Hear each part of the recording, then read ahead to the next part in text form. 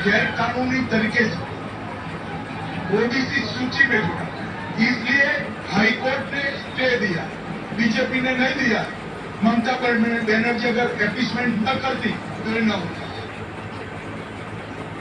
आज मैं आपको एक ऐसी टाइमलाइन के बारे में बताना चाहता हूं जो अपने आप में बहुत कुछ कहती है और इसे आप ध्यान से सुनिए।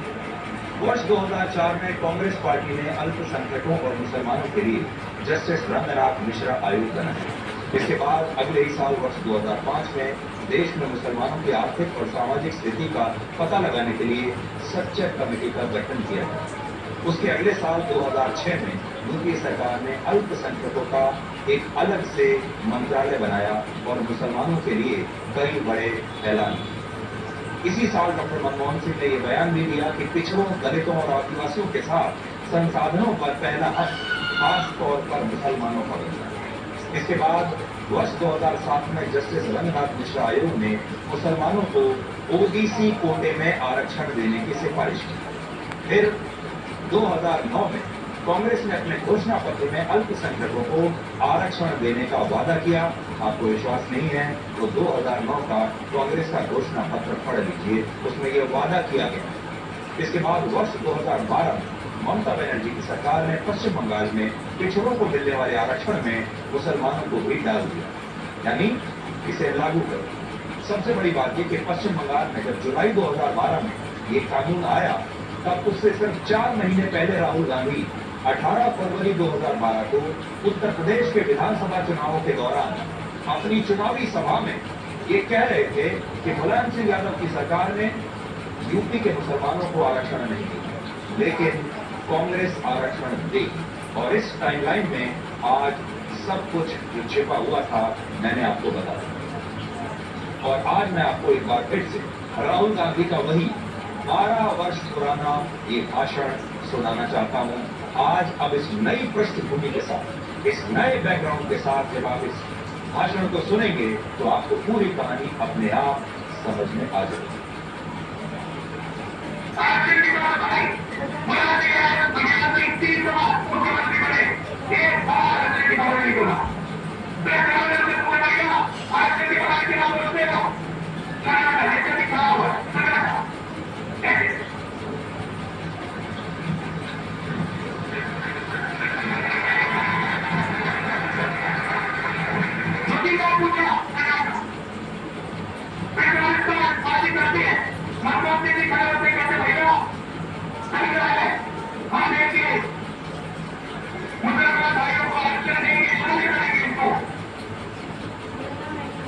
ये तो 2012 की बात है।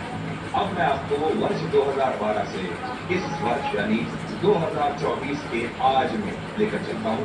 आज और आपको राहुल गांधी के आज के उस बयान के बारे में बताते हैं जिस पर देश में अब एक नई बहस छिड़ गई। राहुल गांधी ने कहा है कि भारत का पूरा सिस्टम, पूरी व्यवस्था निचली जाति के खिलाफ है और खास तौर पर उन्होंने इसमें प्रधानमंत्री कार्यालय को भी इंटरप्रेट किया है। उनका जो इशारा है वो प्रधानमंत्री कार्यालय की तरफ है। उन्होंने कहा जब मेरी दादी इंदिरा गांधी प्रधानमंत्री थी तब भी मैं उनके पास आता जाता था, जब मेरे पिता राजीव गांधी प्रधानमंत्री थे तब भी मैं उनके पास आता जाता था, और जब डॉक्टर मनमोहन सिंह प्रधानमंत्री थे तब भी मैं प्रधानमंत्री कार्यालय में जाकर पूरे सिस्टम को अंदर से देखता था। तो उन्होंने कहा है कि मैंने बचपन से इस पूरे सिस्टम को देखा।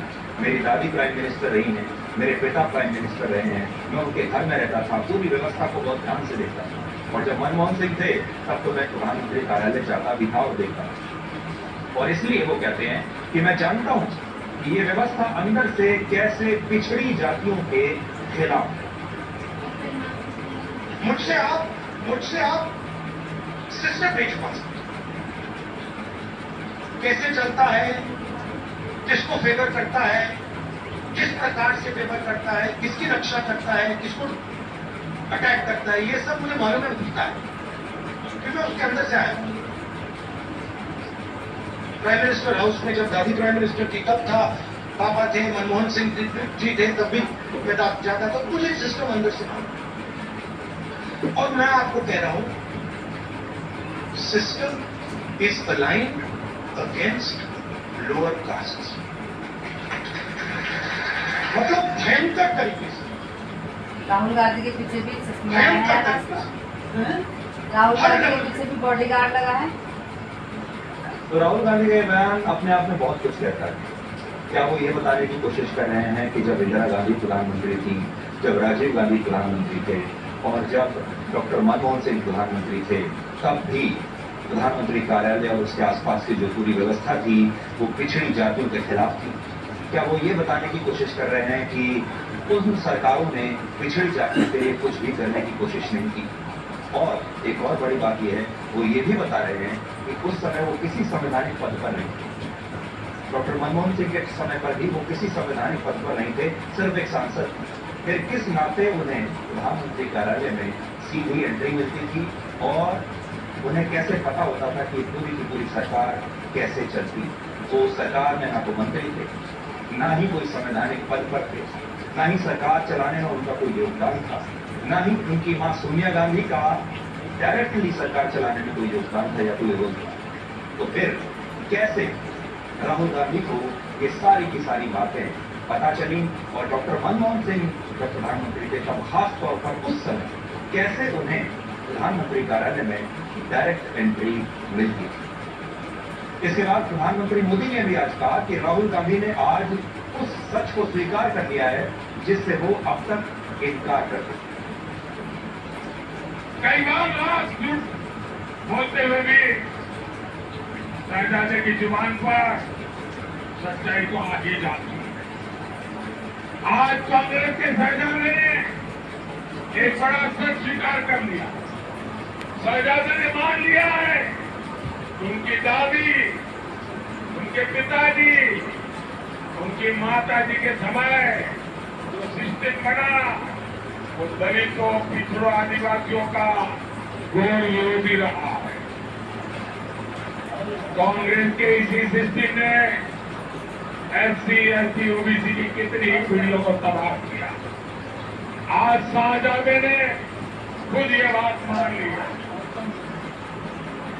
अब आज की एक और बड़ी खबर आपके लिए और वो ये है कि स्वाति मालीवाल जो कि आम